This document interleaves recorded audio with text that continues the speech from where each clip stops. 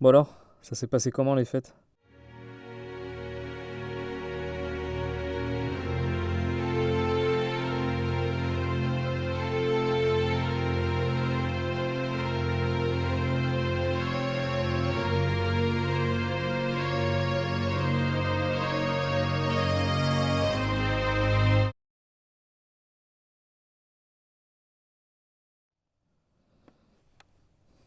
Bon bah allez, hein.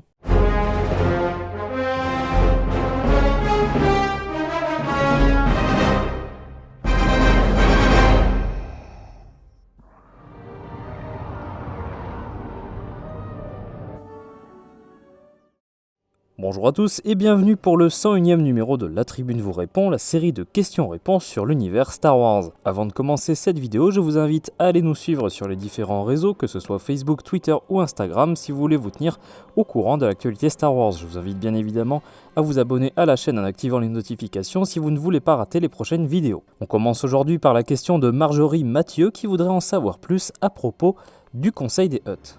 Dans l'univers canon, le Grand Conseil des Hutt regroupait les 5 grandes familles Hutt, également appelées les Khajidik, afin de diriger l'ensemble du clan Hutt et l'espace Hutt, une région conséquente de la galaxie. Dans la série The Clone Wars, le conseil est établi dans le palais de Gardula la Hutt sur Nal Hutta. Parmi ses membres, on peut retrouver les Hutt suivants. Jabba Desilijik Tur, seigneur de Tatooine, Marlo, un Hutt né aux alentours de 997 avant la bataille de Yavin, Gorga Desilijik Harpo, neveu de Jabba, Arok, le chef du Khajidik Bessadi, Gardula Bessadi l'ancienne, qui il fut un temps posséda les 2 esclaves Shmi et Anakin Skywalker, et enfin Oruba, un Hutt né avec un défaut génétique ayant causé une dépigmentation de sa peau, poussant Oruba à porter des vêtements, une chose rare pour les Hutt, afin de cacher sa condition. Pendant la guerre des clones, le Conseil Hutt décida d'engager le chasseur de primes Cad Bane afin de faire évader Ziro, l'oncle de Jabba, des geôles républicaines de Coruscant. Ziro avait été arrêté au préalable pour son rôle dans l'enlèvement de Rota le Hutt et son association avec le comte Dooku. Le Conseil Hutt craignait que Ziro ne divulgue des archives secrètes du clan Hutt à la République. Après une évasion réussie, le conseil demanda à Ziro de leur donner ces fameux documents, mais le Hutt refusa.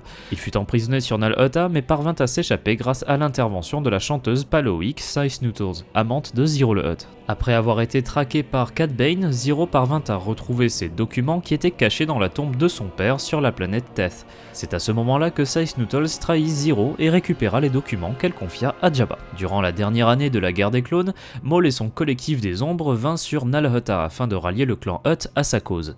Initialement, Jabba et le conseil refusèrent. Afin de les persuader, Maul ordonna à Savage de tuer Oruba. Le collectif de Maul se rendit ensuite sur Tatooine pour se confronter directement à Jabba, le clan Hutt finissant par céder aux demandes de Maul et rejoignant ainsi le collectif des ombres. Le clan Hutt aida notamment Maul à s'emparer du trône de Mandalore. Suite à la défaite de Maul lors du siège de Mandalore, le collectif des ombres disparut et le clan Hutt put redevenir indépendant. 3 ans après la bataille de Yavin, une enchère fut organisée par Dame Kira de l'Aube écarlate, durant laquelle le caisson de carbonite de Han Solo partirait au plus offrant.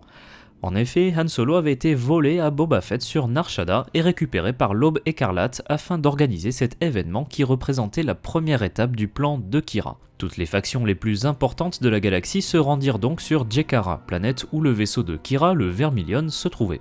L'enchère fut remportée par Jabba qui était venu avec tout le Conseil Hutt. Cependant, Darth Vader intervint et une bataille entre les Hutt et les Impériaux commença suite à la provocation de Boku le Hutt, membre du Conseil. C'est durant cette bataille que Vader élimina tous les membres du Conseil Hutt à l'exception notoire de Jabba qui devint le seul chef de tout le clan.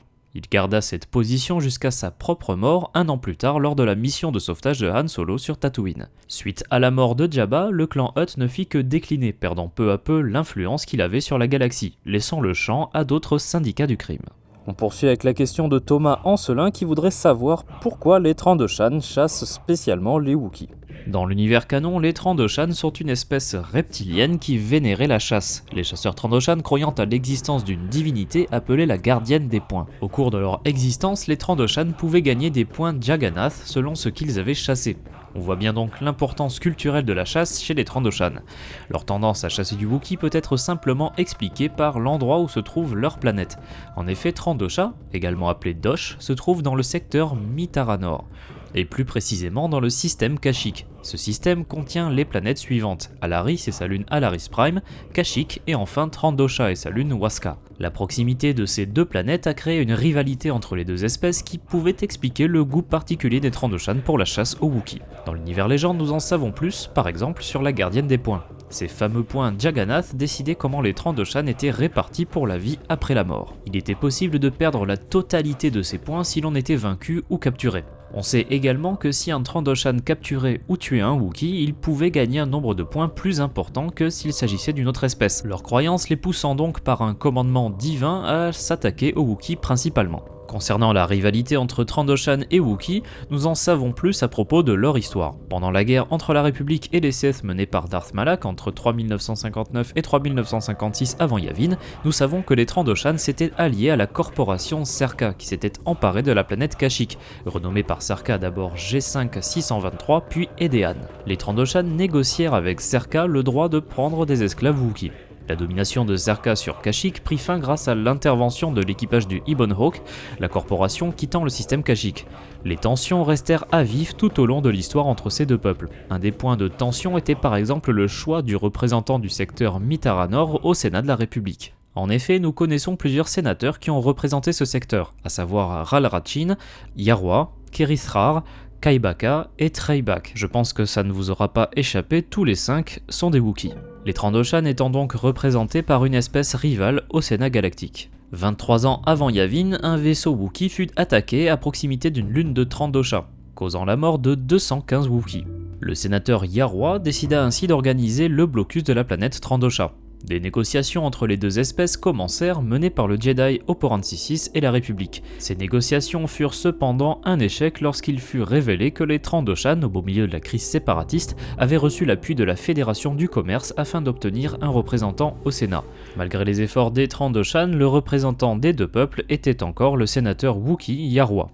La guerre avait été évitée, mais le ressentiment entre les deux espèces resta le même au fil des années. Merci d'avoir regardé cette vidéo, j'espère qu'elle vous a plu. Si c'est le cas, n'hésitez pas à laisser un like, à la partager et à vous abonner en activant les notifications si vous ne voulez pas rater les prochaines vidéos de la Tribune de Coruscant. Je vous invite à poster dans les commentaires les sujets que vous aimeriez voir traités dans cette série de vidéos. A bientôt et que la force soit avec vous.